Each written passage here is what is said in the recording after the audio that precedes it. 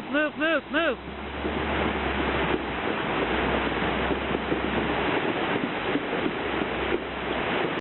The mud, when it moves, there is nothing going to stop it. It went under the crawl spaces of some of the homes and literally lifted their floors up from underneath. So you're never going to be able to stop a debris flow.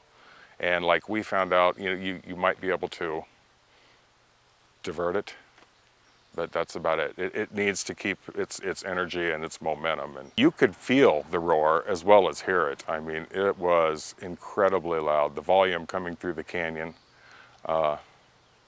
We knew just from the sound and the feel that things were breaking loose. And it was coming down like chocolate milk.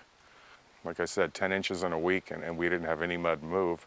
2 inches in an hour, and we had a lot. I probably had 80 tons of mud come down into my backyard in just an hour. So when the rainfall intensity is up, that's when you have to be prepared, and you are not going to stop it. The best thing you can do is try and steer it to a safer place. And this debris is in huge amounts. The debris does travel down the mountainside because of gravity. Los Angeles has had the foresight to create these channels that basically take the debris down these channels downslope.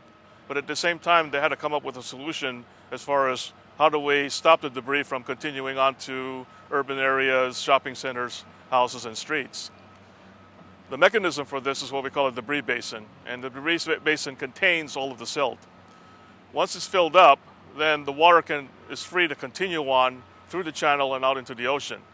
Obviously, if the debris basin is full, then we have no more mechanism for capturing the debris, and that's one of the reasons why FEMA comes in and empties these debris basins out.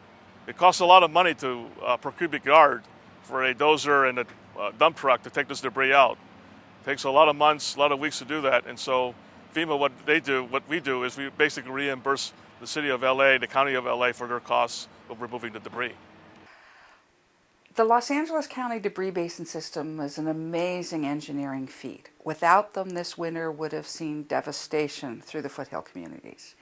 The other thing is that the slopes can recover, but this winter there was a lot of material that moved off of the slopes and into the channels and are now perched in the channels up above the area. So even though the whole thing regenerates, we still have boulders in the upper channels that are going to be making their way down. Well, there are many risks. One of the risks is that the debris basins, if they are not maintained, if they're not emptied out, will cease to function. In effect, we don't have any more debris basins if they're all filled. That's a very important point. If these debris basins are emptied out, obviously it costs money to the local community, and so that's one of the reasons why in a big event, FEMA comes in and assists by assisting the cost of removing the debris. The best thing in 1884 that I've seen in my eyes is the people that work for FEMA. And I've had the pleasure of watching them work, watching them help the community. And then the other pleasure I have is actually seeing the local community step up to the plate and participate in a partnership between the state, local, and federal personnel, all working together to try to make sure that their community gets back to normal again.